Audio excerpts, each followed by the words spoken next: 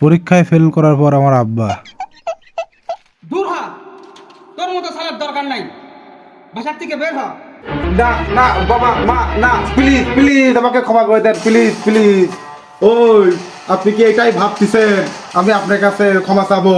আমার বন্ধু ঢাকায় থাকে, ঢাকায় ঢাকায় আমি ওখানে যাব, যে লাখো টাকা কামাই করব, লাখ টাকা কামাই করব ঠাকুর রাজার মতো। আপনার শুধুমাত্র এখানে বসে এই ওয়ালি ঘষতে হবে, ওয়ালি ঘষতে হবে, মিস্টার সাদ্দাম খান।